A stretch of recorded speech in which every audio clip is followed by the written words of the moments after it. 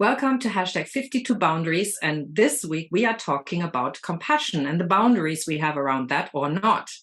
And I'm so delighted to have with me my good old friend and young friend at heart, Audrey McGuinness, who is a certified counselor and coach. And she knows a lot about compassion. So I thought, who would be the best person to talk to about that? Welcome, Audrey. I'm so happy to see you. Thanks, Angela. Great to be here. Thank you. So compassion is something we are wired for. I mean, like they've done tests with little children at the age of 2, like the willingness, to extend themselves. They're willing to help, because that's the definition of compassion, is the willingness to help, right? So yes. Much more to compassion than just wanting to help.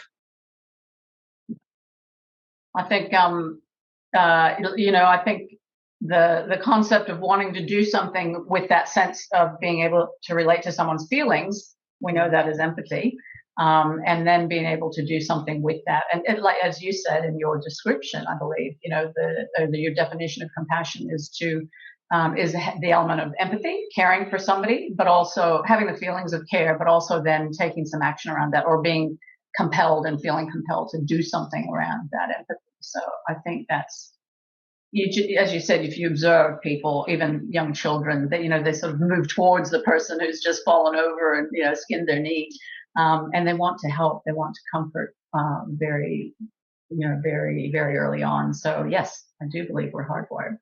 Yeah, there's such evidence that we really are compassionate creatures. But what stops us from having compassion? What do you think? Well, I think, this is a topic a lot about, is if our needs aren't being met appropriately, that sort of impinges on a lot of our capacity in many areas of our life. But certainly I've noticed it around compassion. And it's usually not because we don't have that compassion in us or empathy. It still lives in us. But there's so many other things getting in the way of us being able to have the capacity to express that. So unmet needs is a big one, whether they're emotional unmet needs or more physical unmet needs. And that's, I guess, where a lot of this topic today comes to, which is our burnout, perhaps around, compassion burnout. It often happens because our needs aren't being met. Sometimes that happens because we're just not good at it. And on the self-care side, excuse me. And sometimes it's not intentional, and sometimes we just aren't realizing that we're burned out. And therefore we move into, maybe we're really good with our boundaries normally, and have those flexible boundaries, but sometimes we might move into another area of boundaries, which is, I think you described as spongy, where we're not quite sure. And if we're tired, that's another reason we're not really good with our boundaries around compassion, and who do we give it to, and when do we give it, and how much of it do we give? Yeah. So I think there are a lot of things that impact on our compassion, but our needs and our boundaries are pretty key around that. It's really interesting. It was just a couple of days ago, and I had a number of people who asked me to do something for them because they needed some help connecting, or to help with a project, and there was somebody who needed a testimonial. And I did all of that. And I'm happy to do these things. But then somebody came with another request that was worded in such a way where I went, there's absolutely nothing I can do with this, other than having a lengthy conversation with this person to actually clarify what they wanted. And I realized I had completely reached capacity. I couldn't do anymore. And I had pushed myself a little bit too far. And then that person rang. And I just went, I can't do this right now. Really sorry, but and I apologized and said, I'm really at capacity at the moment. And and I would have probably gone, let's have this lengthy discussion and really work it out. And I just was like, I just can't. I really can't. Yeah. And how were you feeling inside? How did you know that you'd reached capacity? Because sometimes we don't recognize it. I was feeling impatient. I was like, oh, come on, let's just, and I was like, okay, I'm starting to get unkind here. I'm starting to get to this place of, do I really have to do this? And when that place is hit, I have to just go pull the plug and that means I need to do something for myself, whatever it is. And it's like, what's my need at this point? It's not necessarily that somebody does something for me, but there's a sort of appreciation of me. And the only person who can really appreciate me best is me. So if I appreciate that I've done enough, then I've fulfilled my need. And then I can get on with other things. So Yes. And I know sometimes for me, I feel that I can feel the unkindness coming on for sure. But underneath the, checking in and recognizing the unkindness and recognizing that I might need to say no to somebody about whatever they've asked, there is this growing sense for me of frustration. And it's almost like I feel like I just have been so in demand and, again, willfully doing that, putting myself in that place, and then feeling like, if one more person asks me to do something, I'm going to just scream or explode. So I actually feel anger inside of me growing. And, fortunately, like yourself, working a lot around our own boundaries, when I recognize that, and then that will lead to my being unkind, I'm able to go, okay, what boundary do I need now? This is not a time for spongy boundaries. This is not a time for, going the extra mile for the extra person when I'm already feeling stretched. So it is about sort of coming back to what is the appropriate boundary here and what's the appropriate way to convey that. And I think, a simple, I'm sorry, I don't have the capacity right now is often a good thing. So we can always say no. We can always say what we need to say to people. It's just how we choose to do it. So that's often a compassionate way to do it, a professional way to do it as well. And you're having compassion for yourself in that moment. We have to develop that in order to be able. Yeah. And we forget that compassion includes self-compassion. I remember when somebody told me about this many, many years ago and looked at me, it was like something about self-compassion. And I went, that's a word? And it's like, that applies to me. And it shifted me completely. It was really interesting because there's another thing that I was thinking of is there's a lot of guilt attached to compassion if we are not compassionate enough, fulfilling somebody else's needs for compassion or for active help. I had a little while ago, I get people coming to my door all the time asking for donations. And I understand that. I support as much as I can, but I have my limits. And I've got really rigid boundaries around that. So it's not from a place of I don't feel anything, which rigid boundaries can establish, like I just don't want to feel anything, so I'm just withdrawing altogether. But when they start guilt tripping me, when people stand in front of the door and they say, well, you've been giving to this specific charity for quite a while now, isn't it time you rotated back to us? Or, all these things where I just sit there and go, no, actually, I still decide which charity I support. Thank you very much. Yeah. But people get sucked into this quite easily, or mothers, specifically, or children, it's very easy when somebody tugs on the heartstrings and just goes, but this is so important to you, isn't it? And you love me and this is a worthwhile cause or whatever it might be. Yeah, very true. So, look, our compassion, I think, is tested every day, all day long in different ways, especially if we're working with people, and we all work with people in some shape or form.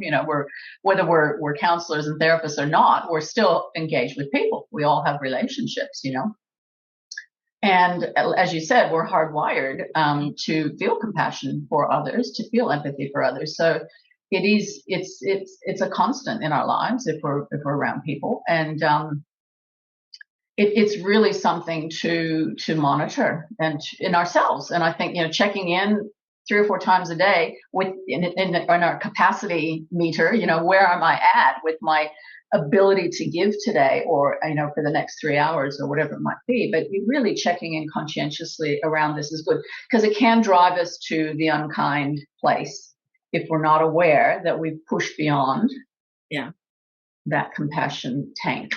Or it can lead to depression. Absolutely. Really to total exhaustion, burnout. There are all sorts of consequences that we have if we're not mindful of boundaries. It's just the thing that I find so hard is people don't feel that they can negotiate boundaries around compassion, because there is this pressure that we have to do this. And then if we're not doing it, we're not being unkind, we're antisocial. And so with some things, it's perfectly okay to have boundaries around it. Like, no, I don't drink alcohol. No, I don't eat this, or I don't eat that. People are starting, it's much easier for people to accept that these days. But when we're asking somebody to help and they say no, it's really hard to understand. Yes, it is. And that's where I think, this is where the art of communication comes in handy.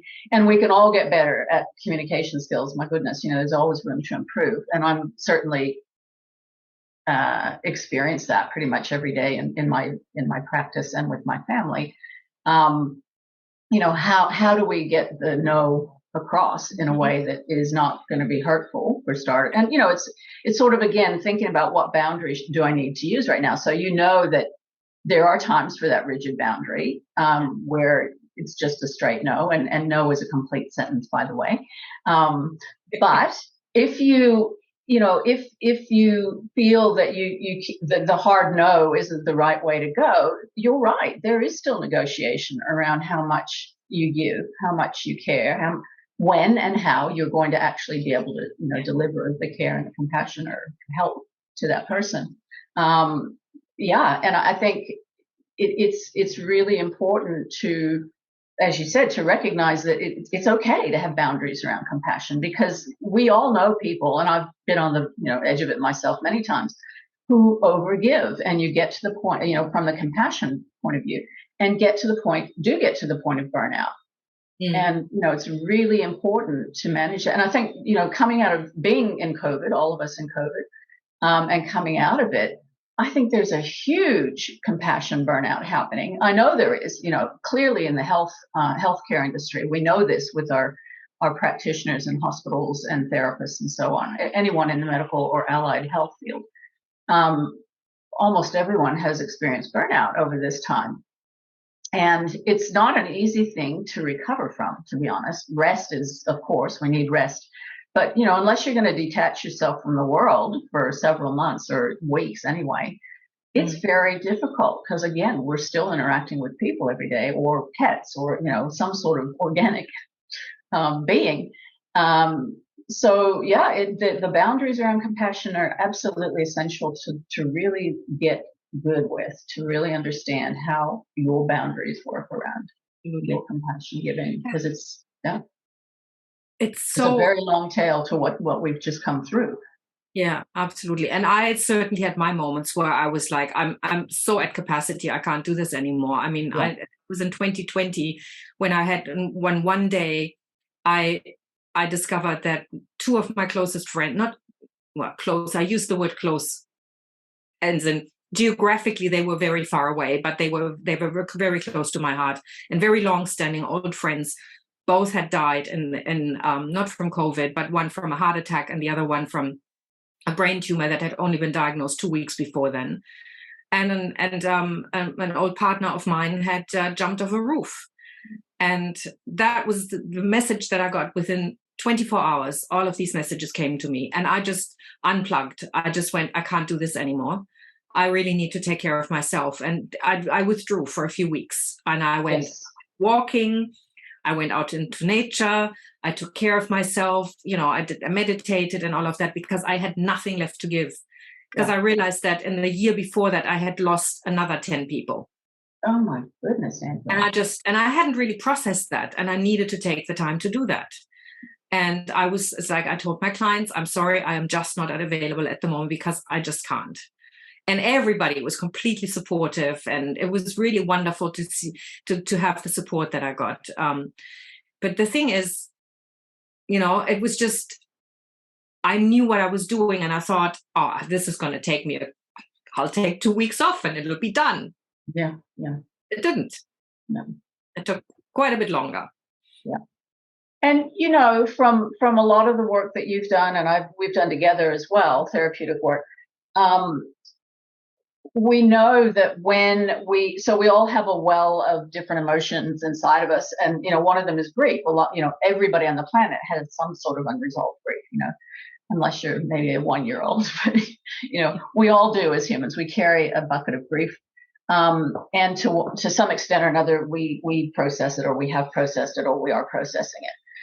But when we hit that level of grief for you or for any of us, but that's huge. Losing those 3 people, after losing 10 the prior year, that would of course you have grief for those people in the moment, but it also touches into our unresolved grief, anything that we're carrying around, which could be from a very long time ago that we're not even aware of until it gets touched and opened. And grief it's tiring to work through. It can really exhaust us. And that's not a criticism. It just is what it is. It's a psychodynamic process, and it takes energy, and it takes energy away from us when we get hit with so much at one time. So we must withdraw sometimes and just replenish, as you did, took care of yourself in that moment. And it's not from a lack of compassion, and everyone knows that because everyone knows you so well. No one that you said, I don't have capacity right now, would have thought that, you were being dispassionate or uncompassionate. It's just that much grief hitting us at one time, or any emotion. If we're enraged by something, we're also going to be not have the capacity to be compassionate in the moment. Yeah. Let's talk about another aspect of compassion, especially around soft boundaries. Mm-hmm. It's something that I think we're enabling people to do these days, and we call it the nanny state or whatever you want to call it. But it's this whole, from that place of compassion and caretaking, it's really creating an environment where people are starting to say, I can't do this for myself, when in fact they really could. So there's almost an enabling of inability. So that I find that sometimes people will come and they, like as a coach, they will come and they will say, and I'm just using this as an example, I can't do this. And I can't do this. And can you help me do that? Well, initially I might be able to help them in some way. But if they come to me on a regular basis, or, not necessarily as a coach, but also working with people in a business environment, and they keep asking me for help for things that I know they have mastered. Mm-hmm. Right? Yeah. But they come from that place of, I need compassion because I am just such an unskilled or damaged or whatever it is, because we're enabling people to be helpless. And they trust us that we are compassionate enough that we will do these things. And I'm at a point now where I go, so where's the line? Yeah. It's like, again, how much compassion is empowering for the person to get back on their feet, and how much is actually disabling? Yes. And I think, you can use that old model that we use for a lot of things, above the line and below the line. And in this case too, and you can do it for yourself. I don't know if you'd share it with the other person necessarily, but it depends on the context, right? Mm. But if you do that little check-in with yourself, is this person's demand or request for compassion, and their helplessness that they're displaying, is this above the line or below the line in terms of what's okay, what's acceptable for that person's age and, again, context of what's going on. And I think I just love the fact that you said earlier that, we can negotiate around compassion. And I think, again, that's where we get to, if it's below the line, we need to negotiate rather than just step in and do the thing out of compassion for this person. And, you have such great empowering conversations with people, Angela, all the time, myself included. I've been on the, beautifully on the receiving end of those conversations. And I think that's again, coming back to, it's a big puzzle, isn't it? When you start to identify these boundary issues, it's like, okay, well, what tools do I need then to negotiate in the moment what's going on right here? Yeah. Communication always. And yes, I don't disagree with the idea or the observation that we are living more and more with this phenomenon, with the nanny state phenomenon, where people feel that they can really easily revoke their self-responsibility, let alone their responsibility, to other people, but personal responsibility, I guess. And I think a lot of us see it all the time. What to do about it, I don't know, because it is kind of becoming institutionalized, which is awful. But I think in the moment, to know that you can negotiate with that person if you feel that the behavior you're seeing is below the line around helplessness, and expecting someone. It's almost, I'm entitled to get help or get someone else to do this. I'm entitled to whatever. So that's a negotiation with that person once again. And I think you're right. We don't want to, because we can disempower people by giving too much, by helping too much. Absolutely.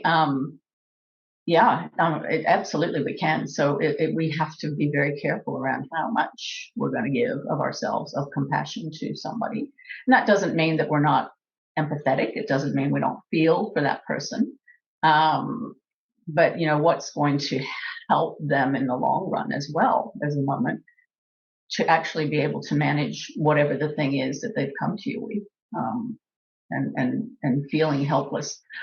And I think sometimes it is a feeling of helplessness as opposed to actually being helpless. I feel, and I know because I can feel helpless on one day in a certain moment, and the next day not at all. So we also can educate. It's a good point of education for people to understand, what's making you feel helpless today, or in the moment, rather than just throw up your hands and say, I'm helpless, I can't do this. I like the model from what's it called? No, I can't think of the name. It's a school of psychology where they talk about the PAC model, the parent, adult, child, and transactional analysis. That's yes. The school. Yep. And I think the difference between you on one day saying I can do this, or I can pull myself up by my bootstraps and I've got self-compassion, but I'll still do it, or the other one where fall into a heap and go, I really need somebody to rescue me. Is the difference. On one level, I acknowledge that I'm an adult, that I can do this, and I can negotiate and I can talk to people about it. And that's one thing that we've been able to do for each other for many, many years. It's been, really be there for each other and support each other, but not from a level of enabling. Yeah. Because we have an adult to adult relationship. But when I get into that needy kind of mode, then I'm coming from child. But when I come from that parental, I'll fix this, you don't have to worry about things. That's when we enable the child. Then the child becomes even more needy and needs more compassion and more support. And then the burden on the parent gets greater and greater until they crack. And that's the burnout, and that's the, or the disgruntlement, the resentment, all of that. Why do I have to help people all the time and nobody helps me? Yeah, absolutely. And I think it's a good point too, to remember in any moment of distress that we find ourselves in, to check in, and that's great. So what an easy acronym, the parent, adult, child, to be able to go to and check in with yourself. What state am I in right now? And we all move states all the time. None of them are bad or good. They just are what they are. But managing our state is really important.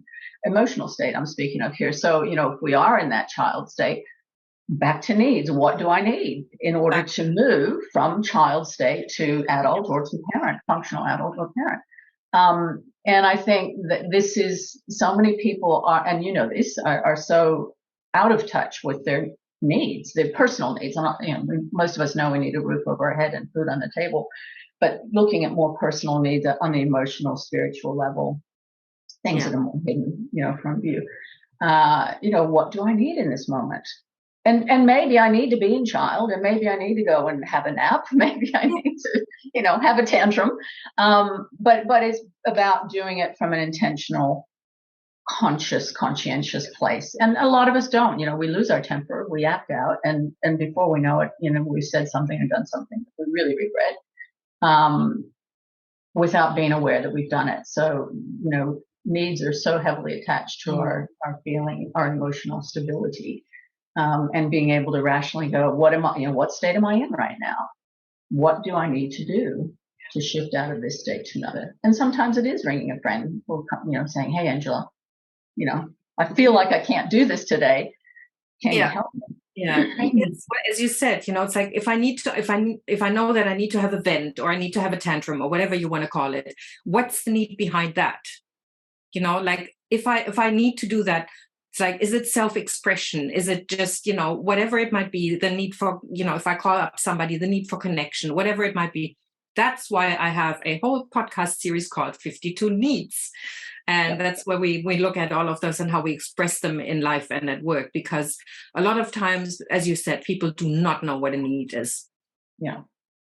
Well, but that's a whole different topic. Yes. This is all about boundaries.